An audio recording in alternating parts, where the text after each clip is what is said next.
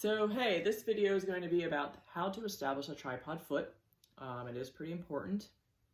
We need a stable base on which to squat, deadlift, and press from. Okay, if we don't have a strong, stable foundation, kind of like foundation of the house, everything above, upstream is going to be really difficult and really challenging to generate force through. So what do I mean by a tripod foot? If you think of the bottom of your foot, okay, we have the heel.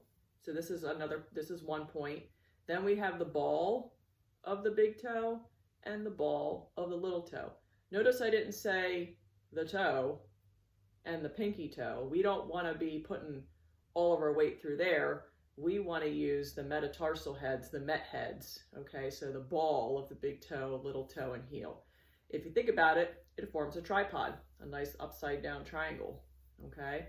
So you can cue your athletes. Number one, find a tripod foot. For some people, it's actually really difficult to do.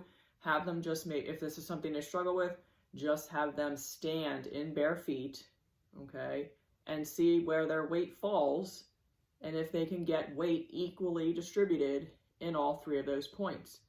I guarantee you're going to come in contact with people that are not going to be able to find equal weight between all 3 points because they're either sitting too far back in their heels, or they're on the outer part of their foot too much, or you have people that have too much pressure up here in the forefoot and not enough on the heel, okay? So step one would be establish your foot tripod. Make sure you have weight evenly distributed between all 3 of those points, okay? The second most aggressive thing then to address would be, can they control that weight, that even distribution of weight, while they're moving, while they're deadlifting, while they're pushing the floor away from them, while they're back squatting.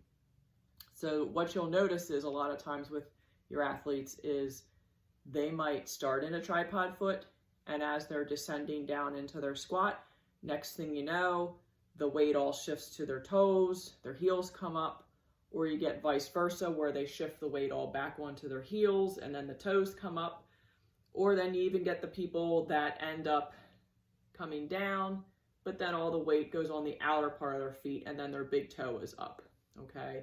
So whatever we are doing, we want to try to get all 3 of those points, again, evenly distributed throughout the entire lift. That's what's going to give you a strong base, a strong foundation on which to move massive weight from, okay?